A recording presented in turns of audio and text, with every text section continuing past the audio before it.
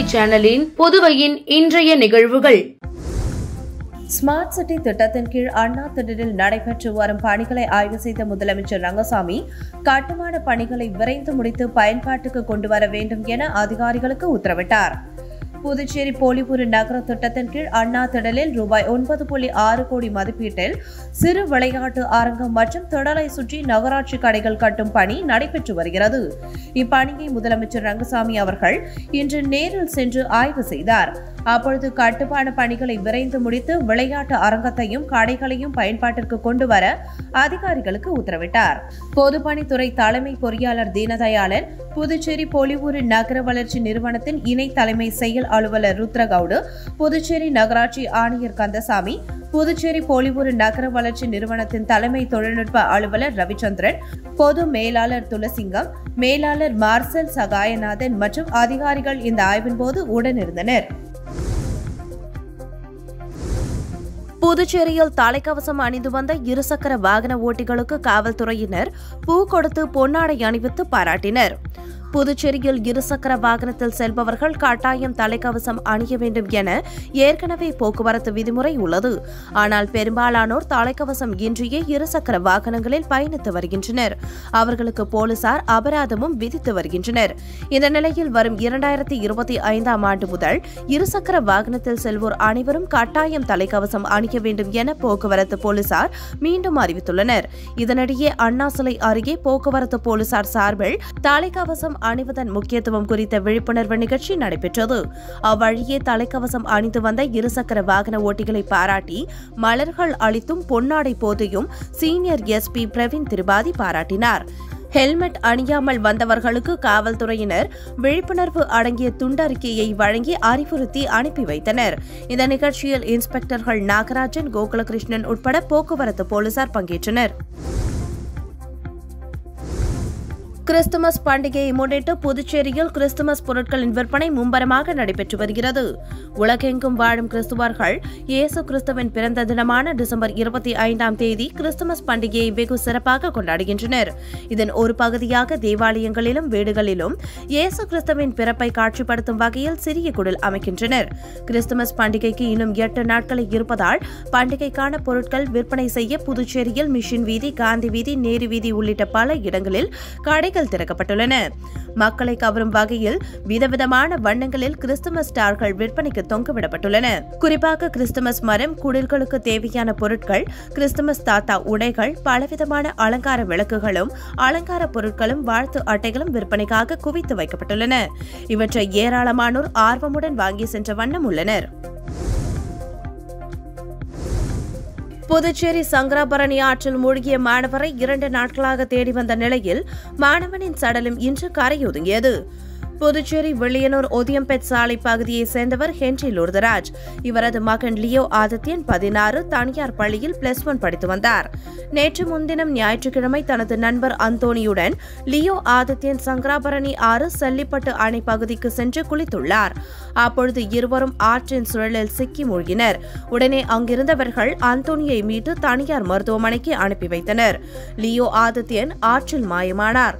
இதுகுறித்து தகவல் அறிந்த திருக்கனூர் போலீசார் மற்றும் தீயணைப்பு வீரர்கள் மாணவர் ஆதித்யனை தீவிரமாக தேடும் பணியில் ஈடுபட்டனர். ஆனால் அவரை மீட்க முடியாத நிலையில் நேற்று 2வது நாளாக படகுகள் மற்றும் ட்ரோன் மூலமாக மாணவனை தேடினர். இந்த நிலையில் இன்று காலை செல்லிப்பட்டு ஆற்றங்கரையோரம் மாணவனின் சடலம் கரையொதுங்கியது. மாணவனின் உடலை கைப்பற்றிய போலீசார் பிரேத பரிசோதனைக்காக அரசு மருத்துவமனைக்கு அனுப்பி வைத்தனர். புதுச்சேரியில் உள்ள அனைத்து ஆறுகளிலும் வெள்ளம் பெருக்கெடுத்து ஓடும் நிலையில் புதுச்சேரி அரசு எந்த முன்னெச்சரிக்கை நடவடிக்கையும் எடுக்கவில்லை என்றும் தேடும் பணியில் மெத்தனமாக இருந்ததால் மாணவனின் உயிர் பறிபோனதாக குற்றச்சாட்டு எழுந்துள்ளது. பாரதிதாசன் கல்லூரியில் மழை காரணமாக ஒத்திவைக்கப்பட்ட செமஸ்டர் தேர்வுகள் நடைபெறும் தேதிகள் அறிவிக்கப்பட்டுள்ளது. பெங்கல் புயல் காரணமாக கடந்த வாரம் பள்ளி கல்லூரிகளுக்கு விடுமுறை அளிக்கப்பட்டது. மழை காரணமாக கல்லூரிகளில் நடந்து வந்த செமஸ்டர் தேர்வுகளும் ஒத்திவைக்கப்பட்டது. பாரதிதாசன் மகளிர் கல்லூரியில் மழை காரணமாக ஒத்திவைக்கப்பட்ட தேர்வுக்கான மறுதேதி அறிவிக்கப்பட்டுள்ளது. இதன்படி கடந்த 12ஆம் தேதி நடக்கவிருந்த தேர்வு வரும் ஜனவரி 4ஆம் தேதியும் 13ஆம் தேதி நடக்கவிருந்த தேர்வு ஜனவரி 6ஆம் தேதியும் நடக்கும் என கல்லூரி முதல்வர் வெளியிட்டுள்ள செய்திக்குறிப்பில் கூறப்பட்டுள்ளது. ஃபெங்கல் புயல் நிவாரணத் தொகை வங்கியில் வரவு வைக்கப்பட்ட தகவல் அறிய இணையதள முகவரி மற்றும் QR கோடு வெளியிடப்பட்டுள்ளது. ஃபெங்கல் புயல் மழையால் பாதிக்கப்பட்ட புதுச்சேரியில் உள்ள அனைத்து குடும்பத்தினருக்கும் தலா ரூபாய் 5000 மழை நிவாரணம் வழங்கப்படும் என அரசு அறிவித்தது.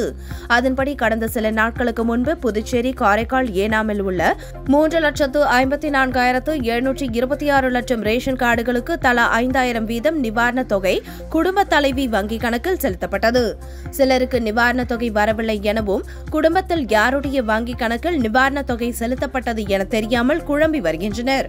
இதனால் குடும்பத்தில் யாருடைய வங்கி கணக்கில் நிவாரணத் தொகை செலுத்தப்பட்டுள்ளது என்ற விவரம் அறிய குடிமைப் பொருள் வழங்கல் துறை இணையதள முகவரி மற்றும் QR கோடு வெளியிடப்பட்டுள்ளது. புதுச்சேரியில் 6 பேரிடம் 88,000 ரூபாய் மோசடி செய்த மர்ம கும்பலை சைபர் கிரைம் போலீசார் தேடி வருகின்றனர். அரியாங்குப்பத்தை சேர்ந்தவர் ஜெயக்குமார். இவர் பிளாஷ் வால்ட் என்ற செயலி மூலம் கடன் வாங்கினார். அந்த கடனை வட்டியுடன் திருப்பி செலுத்தியுள்ளார். இவரை தொடர்பு கொண்ட நபர் வாங்கிய கடனுக்கு கூடுதல் தொகை செலுத்த வேண்டும், இல்லை எனில் புகைப்படத்தை மார்பிங் செய்து வெளியிடுவதாக மிரட்டினார். அதற்கு பயந்து 25,000 ரூபாயை அனுப்பி மர்ம நபரிடம் ஏமாந்தார். மடுகரையை சேர்ந்தவர் லட்சுமி நாராயணன். இவர் ஆன்லைன் மூலம் 14,600 ரூபாய் அனுப்பி பைக் முன்பதிவு செய்தார். பின்னர் அதிலிருந்து என்னை தொடர்பு கொண்ட போது எந்த பதிலும் கிடைக்காததால் தான் ஏமாற்றப்பட்டது தெரியவந்தது. வானரப்பேட்டையை சேர்ந்தவர் நாயகம்.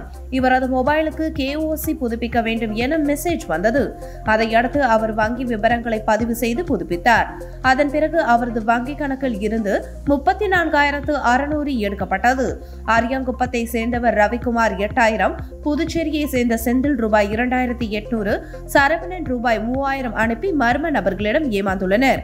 இதுகுறித்து புகார்களின் பேரில் சைபர் கிரைம் போலீசார் வழக்கு பதிந்து மோசடி செய்த கும்பலை தேடி வருகின்றனர். குடிநீர் கசிவினால் தண்ணீர் தட்டுப்பாடு. அனிபால் கென்னடி MLA தூரிய முயற்சியால் சரி செய்யும் பணி மேற்கொள்ளப்பட்டது. புதுச்சேரி உப்பளம் தொகுதி உட்பட்ட வானரப்பேட்டை பகுதியில் உள்ள அலேன் வீதியில் குடிதண்ணீர் கசிவினால் தண்ணீர் பிரச்சினை ஏற்பட்டது. இதுகுறித்து திமுக உப்பளம் தொகுதி சட்டமன்ற உறுப்பினர் அனிபால் கென்னடி அவர்களிடம் அப்பகுதி மக்கள் தெரியப்படுத்தினர். இது சம்பந்தமாக பொதுப்பணித்துறை அதிகாரிகளை சட்டமன்ற உறுப்பினர் அலைபேசியில் தொடர்பு கொண்டு விரைந்து சரி செய்ய கொடுக்கும்படி கேட்டுக்கொண்டார். சட்டமன்ற உறுப்பினர் கோரிக்கையை ஏற்ற பொதுப்பணித்துறை நிர்வாகிகள் சாலையில் தண்ணீர் கசிந்த இடத்தை கண்டுபிடித்து தோண்டி சரி செய்யும் பணியை மேற்கொண்டனர். அத்துடன் புசி வீதியில் பாதாள கழிவுநீர் வாய்க்கால் அடைப்புகள் ஏற்பட்டது. அதனை சரி செய்து 30 மீட்டர் அளவு புதிய பைப்லைன் அமைத்து சீர் செய்யும் பணியை மேற்கொண்டனர். அதனையும் சட்டமன்ற உறுப்பினர் அனிபால் கென்னடி அவர்கள் நேரில் ஆய்வு மேற்கொண்டார்.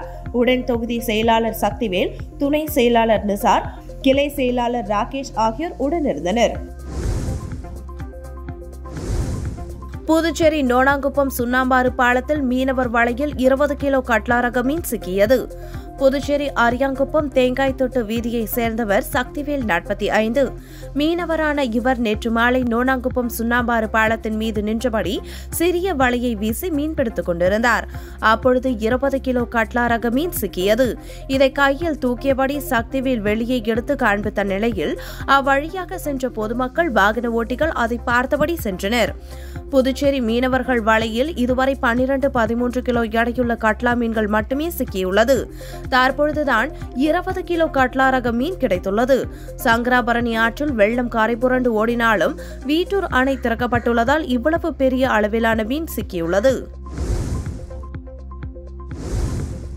பல்வேறு மாநிலங்களில் தடை செய்யப்பட்ட இஸ்ரேல் இசைக்கலைஞரின் புத்தாண்டு நிகழ்ச்சிக்கு வழங்கிய அனுமதியை ரத்து செய்ய கோரி பாஜக இளைஞரணி நிர்வாகிகள் முதுநிலை காவல் கண்காணிப்பாளரிடம் புகார் அளித்தனர். புதுச்சேரி காலாப்பட்டு அருகே கிழக்கு கடற்கரை சாலையில் மத்திய அரசுக்கு சொந்தமான அசோகா ஹோட்டல் இயங்கி வருகிறது. புத்தாண்டை முன்னிட்டு சென்னையை சேர்ந்த யாஷ் ஈவென்ட்ஸ் மூலம் இஸ்ரேல் நாட்டின் இசைக்கலைஞர் ஆவிஷியின் நிகழ்ச்சிக்கு அனுமதி வழங்கப்பட்டதாக கூறப்படுகிறது. கேரளா, மும்பையில் இவரது நிகழ்ச்சிக்கு தடை விதித்துள்ள நிலையில் புதுச்சேரியில் அனுமதி வழங்கப்பட்டுள்ளது.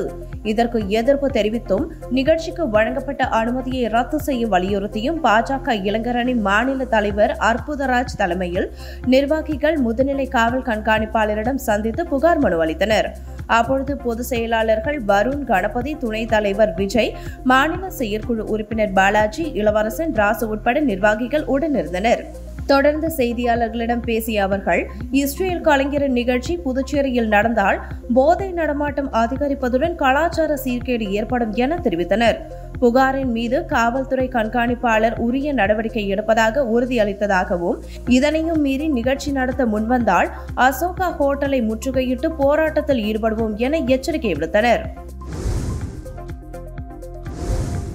ஊசுடு தொகுதியின் சட்டமன்ற உறுப்பினரும் ஆதி திராவிடர் நலத்துறை அமைச்சருமான சரவணன்குமார் ஆண்டுதோறும் தொகுதி மக்களுக்கு தினசரி நாட்காட்டியை வழங்கி வருகிறார். அந்த வகையில் வரவிருக்கும் 2025ஆம் ஆண்டிற்கான தினசரி நாட்காட்டியை அமைச்சர் சாய்ஜி சரவணன்குமார் அறிவுறுத்தலின்படி அவரது துணைவியார் அண்ணா பிரபாவதி தலைமையில் ஊசுடு சட்டமன்ற தொகுதிக்கு உட்பட்ட அரசூர் பகுதியில் 2025ஆம் ஆண்டிற்கான தினசரி நாட்காட்டியை பொதுமக்களுக்கு வீடு வீடாக சென்று வழங்கி நிகழ்ச்சியை தொடங்கி வைத்து புத்தாண்டு நல்வாழ்த்துக்கள் தெரிவித்தார். இந்த நிகழ்ச்சியில் ஊசுடு தொகுதி பாஜக ஒருங்கிணைப்பாளர் சாய்ஜி தியாகராஜன் முன்னிலை வகித்தார். மேலும் இந்நிகழ்ச்சியில் வெள்ளியனூர் மாவட்ட இளைஞரணி தலைவர் இளவரசன், கிளை தலைவர் உத்ரன், அன்பு, முருகன், துரை, வினோத், பாபு, அபிஷேக், சுதாகர், ராமு, குணா மற்றும் ஏராளமானோர் கலந்து கொண்டனர். இத்துடன் சக்தி சேனலின் புதுவையின் இன்றைய நிகழ்வுகள் முடிவடைகின்றன. வணக்கம். உங்கள் சக்தி சேனலின் புதுவையின் அன்றாட நிகழ்வுகளை உடனுக்குடன் தெரிந்து கொள்ள சக்தி சேனல் புதுச்சேரி யூடியூப் சேனலை சப்ஸ்கிரைப் செய்து கொள்ளுங்கள். மறக்காமல் பெல் பட்டனையும் கிளிக் பண்ணுங்க. ஷேர் பண்ணுங்க, லைக் பண்ணுங்க. உங்கள் சக்தி சேனல்.